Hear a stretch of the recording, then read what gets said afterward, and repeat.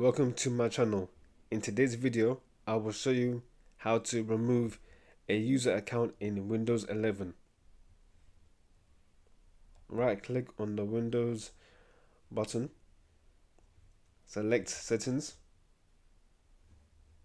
go to Accounts, scroll down to Other Users, and we're going to remove the account called User2. Another way to get to this page, just in case you can't find the settings option in this list when right clicking on the Windows icon, go to the search icon,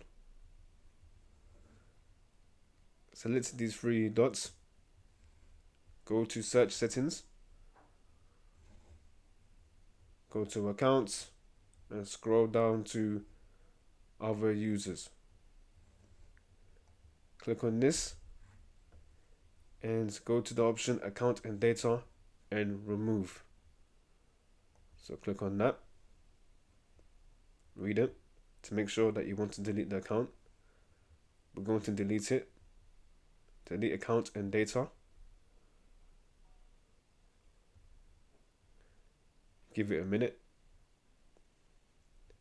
Now that's been removed from your machine. And to check this, close. Go to the Windows icon. Click on user.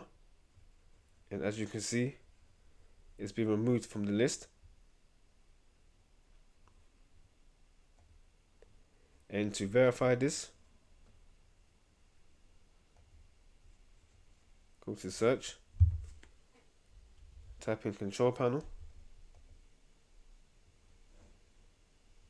go to user accounts, change account type, and you can't see User2 here.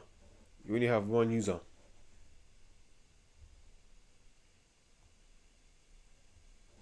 And that's how you remove a user account on your Windows 11 PC. I hope you like this video. Like, subscribe. Thank you for watching and take care.